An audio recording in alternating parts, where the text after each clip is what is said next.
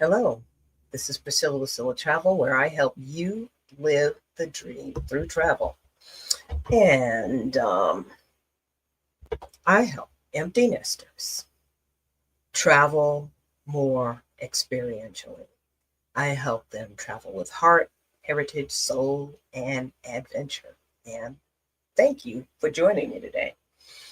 And I'm just going to make sure by checking my device that I'm live and I can be heard. So, can you hear me out there? Can you hear me? Can you hear me? Let me know in the chat. I can hear myself. I've got my second device. There we go. All right. Now, Solo Travel is a boutique travel agency, and I plan premium travel. I offer premium travel planning services to empty nesters and people um, in their second phase of life, in their next phase of adventure. So, uh, people who are retired, close to retired, maybe they're double income, no kids, and have the time to travel. So, those are the people who I'm talking to today. However, I'm not excluding anyone, but just know that my message is for those people, those empty nesters who have done all the work. They have gotten their education, they've gotten careers, gotten raised their families, and maybe they have got grandkids. Maybe they've even got a second career part time, but they have the time and inclination and want to travel to live the dream. So, uh, today's topic is Portugal, Sintra's royal retreats, the African narratives.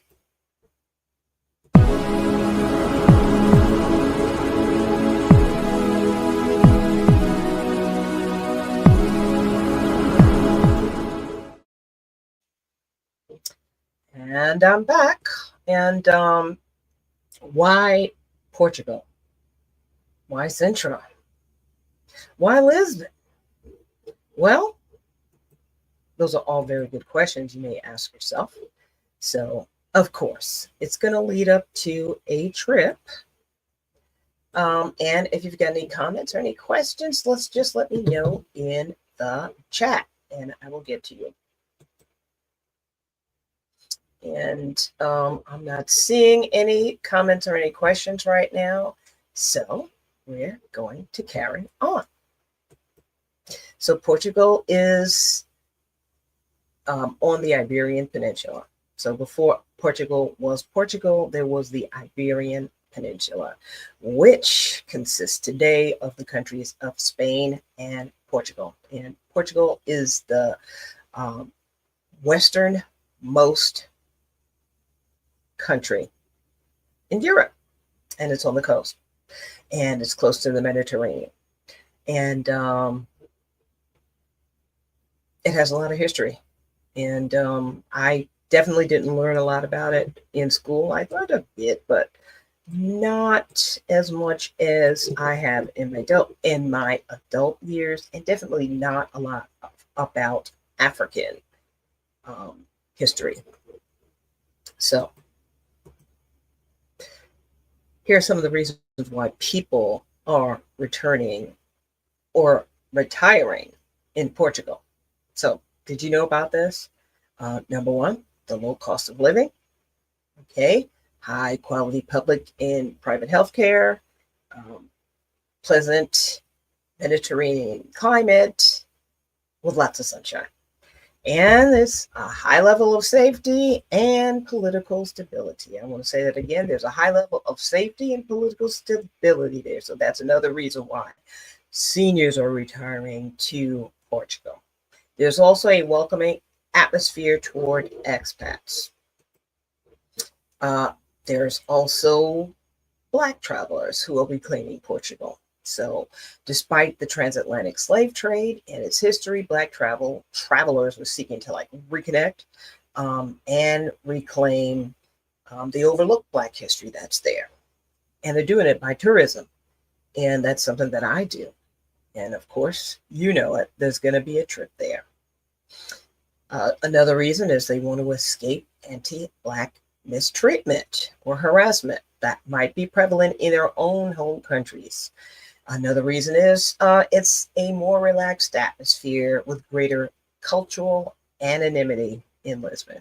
By anonymity, I mean you just blend right in, as well as a leisurely ability to explore without constant attention. That's something that a lot of Black travelers experience when they're going different places outside the continent of Africa, of getting a lot of attention, gawking, and even here in the United States. Just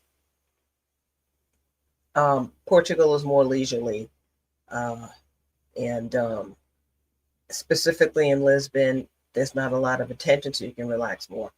Now, there's also a growing Black expat community, and there are some Black-owned businesses who've set up shop there, and there's a supportive environment because of these expats and other folks who have moved there. So Lisbon is the focal point for the beginning part of this presentation. So why Lisbon? Well, since we're talking about doing a trip there, Lisbon has a lot of African and Moorish influences. Okay, so during the early period of Portugal's history, there was an occupation by the Islamic forces, and they were the Moors. Well, they were called the Moors, and they were made up of groups of Arabs and Berbers from North Africa. And they had control of the Iberian Peninsula, which back then was not Spain and Portugal, it was just the Iberian Peninsula. And they ruled there on the peninsula itself between 711 and 1492 AD. Now, Portugal gained its independence a little bit earlier than the rest of the peninsula. They gained it in 1249 under their first king, once Portugal became a nation state. Now, who were the Moors? Well, funny you should ask. The Moors were Muslim people and who invaded and ruled parts of the Iberian Peninsula, like I mentioned before, of what is now Spain and Portugal. And the term Moor was not a precise term. There were medieval Europeans who used that term more broadly to describe Muslims from North Africa and Al-Andalus, which was what the Iberian Peninsula was named during that time. Now, were some of them Black? Yeah, some Black Africans were often called Sudanese or Ethiopians in medieval text. And there were Berber armies from North Africa, but those armies also included soldiers from the Sahel region, from regions that we now know as Mali, Niger, and Senegal, places like that. So there were also merchants who followed the army because, of course, they had to supply the armies. So there were historians who chronicled or wrote about the Moors, and some of them were described as being dark-skinned. So one historian by the name of Ibn Khaldun, he wrote that there were Black African troops that were incorporated into Muslim dynasties. And there were some Arab historians who wrote about the presence of Black Moors as well. Black Moors were also represented in Iberian art and literature. So there were pictures of Moors to include dark-skinned African people. And sometimes the darker people were referred to as Moros Negros or Black Moors, or in English, Blackamoors. However, the dominant groups were Berbers and and Arabs. Black Africans were present, but they were present in the armies and in the general population during the Moorish rule or occupation of the peninsula. Now, Moorish heritage can still be seen in Portugal, mostly the Algarve, the southern area of the southern region. Lisbon is a southern port city, and the area surrounding it or below it is the Algarve. Um, Algarve, and it comes from the Arabic word Algarve, meaning the west. Now, population did mix during that 500 plus years of Moorish rule. There was intermarriage, community, life, and which all meant just becoming a part of the Portuguese society. Now, what cultural footprints were there? Well, there was music, such as sounds and instruments, agriculture, like rice, citrus, and irrigation. Those are all things that the Moors brought to the peninsula. And in architecture, you can see the horseshoe arches, especially on the coastal areas, the southern coastal areas in the Algarve region, and tile work, those blue tiles. So the Moorish identity was a multicultural one.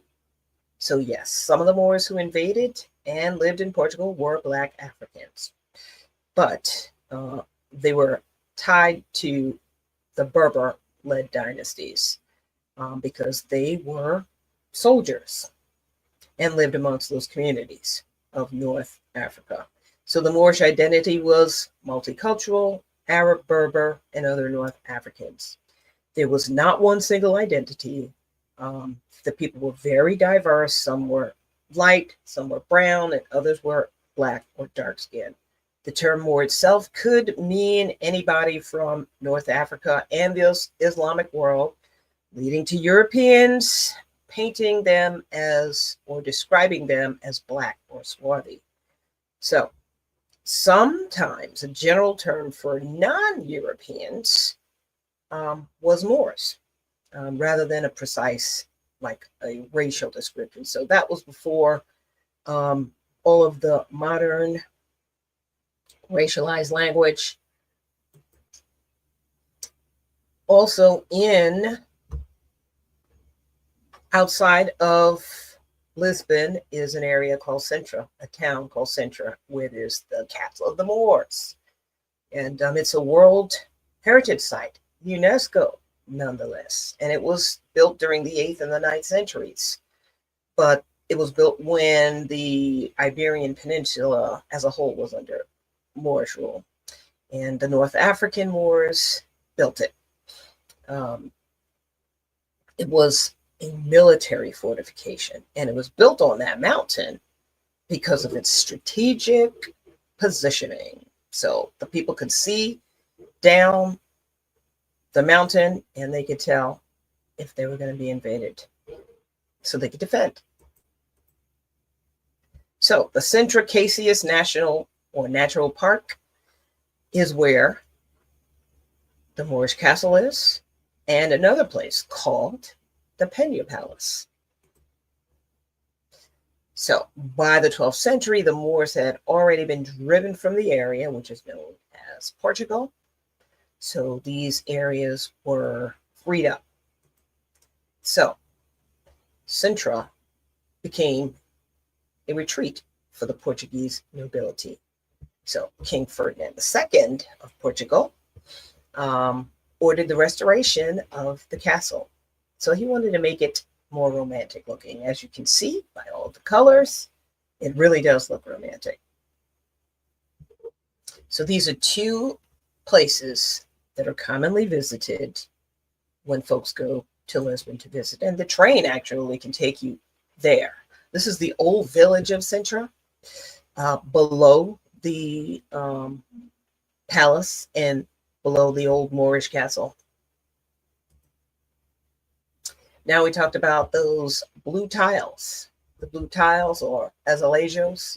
The Moors introduced this Moorish Islamic styled ceramic tile to the land during the 13th and 14th centuries.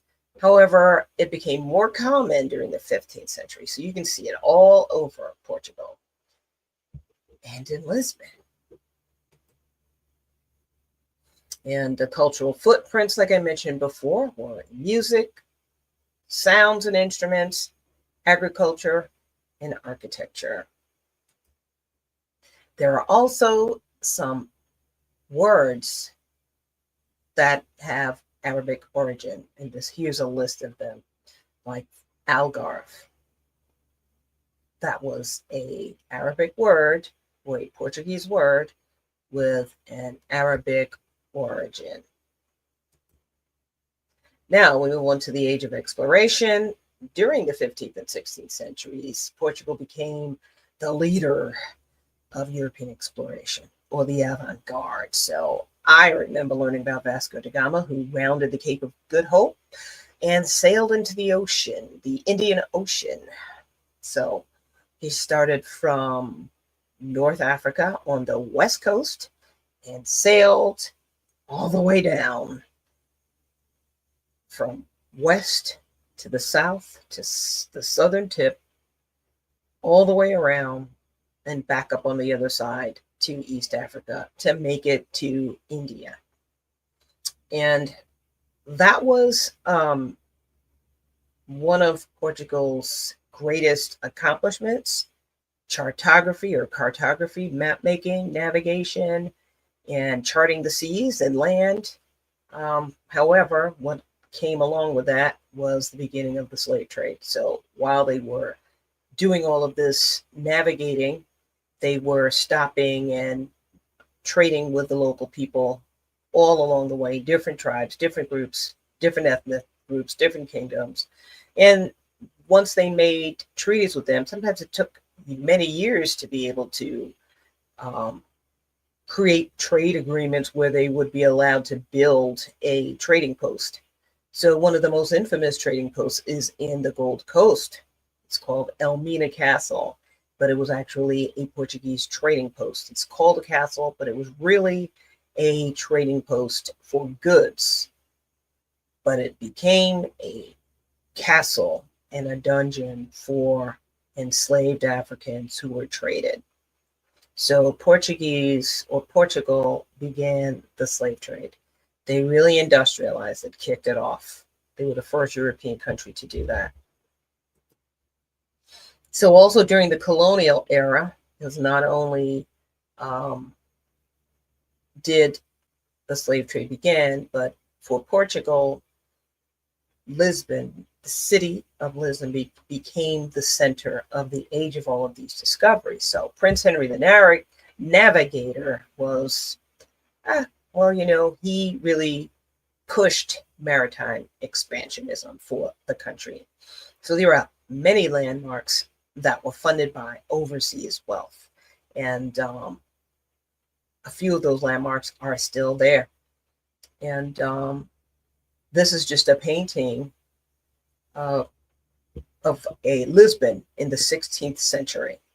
And this picture is showing a whole lot of different folks doing a whole lot of different things, made up of merchants, Jewish people, and African slaves. Some Africans became free, some were tradesmen, some were also merchants. And they served in Portuguese households, and as well as did farm work, masonry work, that type of thing.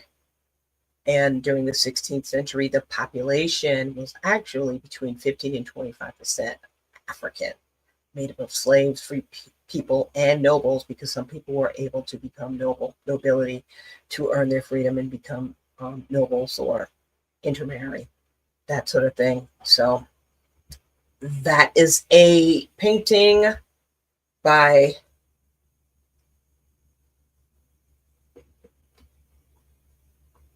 someone in the Netherlands. It's called Chafarizo de Rey, or the King's Fountain, and it's in the Alfama district in Lisbon. That neighborhood is still there to this day. Now, in Africa, the Abyssinians and the Portuguese had an early relationship. They actually established diplomatic relations and religious relations between Portugal and themselves, Abyssinia. Abyssinia is the name of modern day Ethiopia and Eritrea. And what the Portuguese learned was that the Abyssinians had been Christians since the 4th century, and their church was the Ethiopian Orthodox Tewahedo Church. And the thing about kicking off the slave trade was that the Pope, one of the popes, gave the Portuguese permission to enslave, take over the land, and subdue the native peoples and convert them to Christianity or their form. However, when they met the Abyssinians, they were like, oh no, we're Christians too.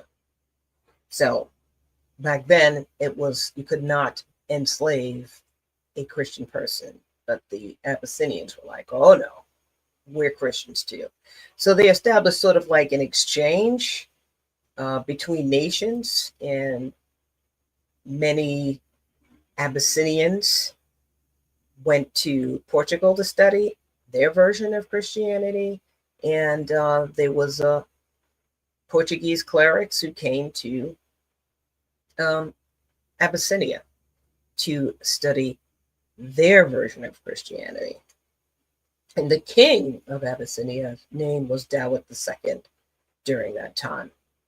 And he was actually very smart. He established those diplomatic ties based on Christianity or Christianity or Christian beliefs. And he was like, hey, we can establish ourselves as an ally with you against the Muslim forces, which were around the Red Sea, because that was the trading route. It still is.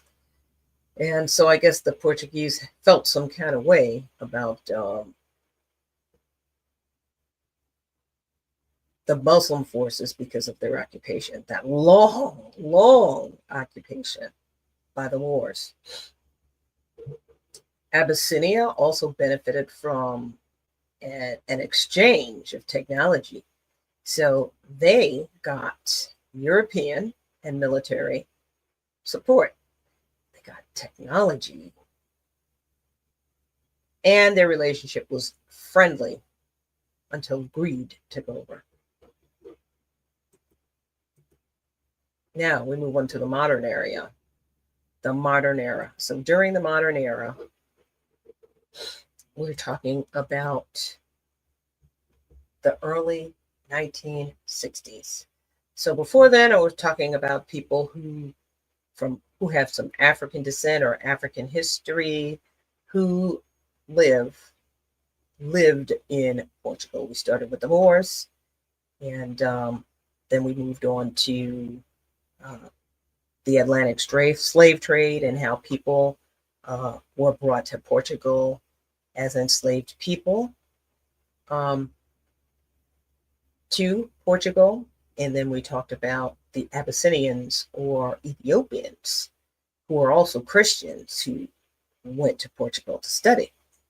So there was sort of an education exchange. Now we move into the modern era, which is the early 1960s, where the Portuguese colonial war started. And that began where on the continent of Africa, Portugal's colonies, which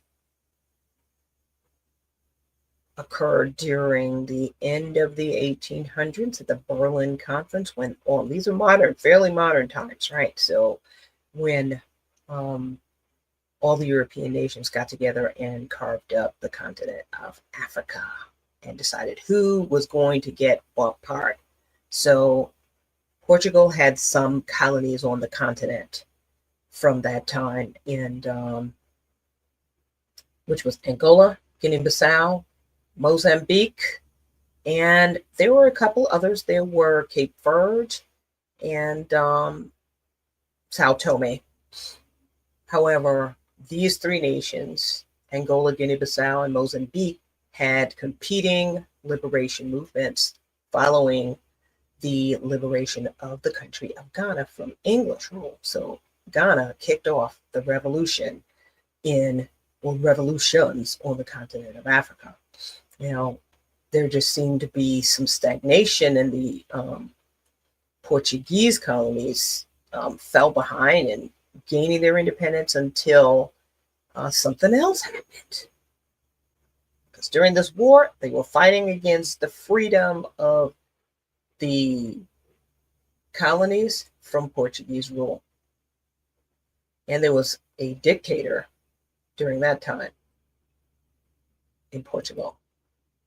But then came the Carnation Revolution, also known as a bloodless coup in April of 1974, where the military overthrew Estado Novo and his dictatorship, bringing democracy to Portugal. And that is what accelerated the decolonization process of these Portuguese colonies on the continent of Africa. And they were like, look, that's enough. We've had enough of spending all of this money on these endless wars. It's time to give it up. And plus, we want to take over our country, run our own country without a dictator or a monarch, because you're draining us dry.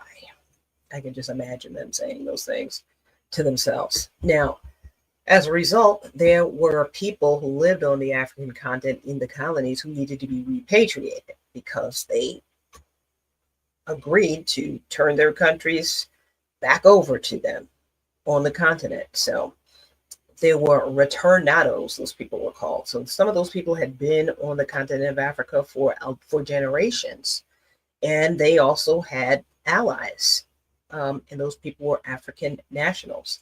Those people left and moved to Portugal. It wouldn't have been safe for any of them, so they all returned. And these are two African districts or neighborhoods in the Moraria and the Alfama neighborhoods in Lisbon. Two places that are on our list of places to visit. And here we go to the trip, the Enticing Douro Soulful Portugal River Cruise. It'll be in 2027. And it celebrates Black history and culture in Portugal. Number one, Black and African heritage along the Douro River, as well as Black and African diaspora history in Lisbon. And this is the route. After the tours, in the river cruise portion, becomes where we embark in Porto and sail across the country. So Porto is a northern city, to the border, where there'll be a tour in Salamanca. This is Spain, by the way, and sail all the way back. The Douro River is the wine region. So that is where the wine is cultivated. Port wine, if you've ever heard of it, that is where the grapes are grown. Porto, or port wine, in the Douro Valley, and shipped from Porto. They're stored in wine cellars in Porto. So that's where the name port wine came from Porto. So this is the trip. 3 nights pre-cruise,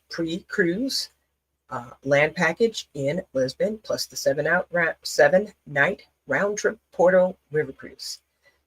Exploring the history of Black and African diasporans in Lisbon and throughout Portugal along the breathtaking Douro River. We're going to be learning all about African heritage and culture in Lisbon. There'll be some exclusive Epicurean tours, that means cuisine, including port wine and cuisine and other delicacies. There'll also be music, fado music specifically, and above all, we'll just get that special feeling of traveling alongside like-minded travelers with a shared heritage and experience. So it's a 10-day river cruise ending in Porto. The 11th day is when we leave and go back home. This is a dream trip of a lifetime. Here are the trip's features. You unpack once and visit many towns and cities. All of the excursions are included. Enjoy a 3-night pre-cruise in Lisbon at the Intercontinental Lisbon Hotel, with daily breakfast will be included. A Lisbon city tour, the Royal Sintra excursion with the Pena National Palace visit, as well as, well, then we embark on that luxurious, all-inclusive river cruise in Portugal. So there are visits and tours during these 3 days in Lisbon where we learn all about Portuguese history and also highlight African history in the city. All fine dining on board with 2 shoreside dinners are included in this trip. You will also have an elegant Riverview stateroom because all river cruise ships are Riverview. There are no inside cabins. The ships are smaller, no more than 200 people on any river cruise ship. Although this one will have less because of the nature of the Douro Valley and the Douro River.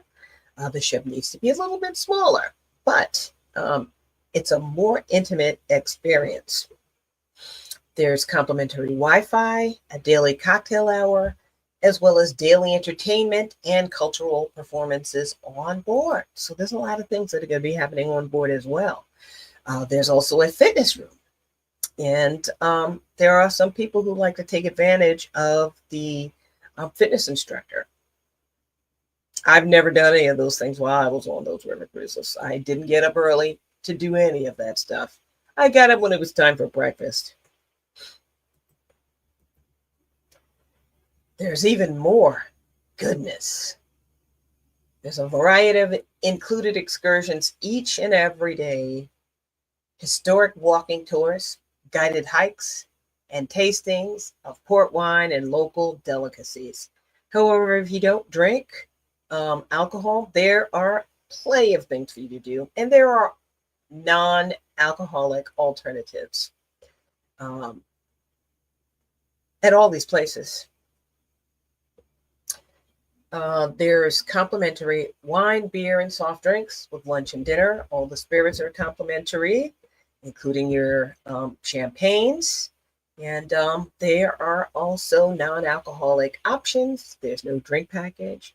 There's no soda package. There's no restaurant package. You get that up-level, enhanced experience.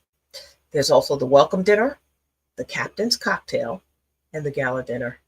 Now, a couple of these things, you would have to pay extra for if you were sailing on one of the ocean ships. But all this is included. Everything is included in this trip. This is a GOAT trip, the greatest of all trips. And if we purchase your air through AMA Waterways, which is the cruise line, complimentary airport transfers are available. There's also a Juneteenth celebration on every one of these Soulful sailings. So this is something that is just that extra cherry on top. The Soulful celebration, meaning the Juneteenth celebration. So there are other Soulful experiences. There's Soulful Portugal, Soulful France, and now the cruise line has added Soulful Amsterdam and some Eastern European tours as well. And there's a Soulful Colombia, which sails on the Magdalena River.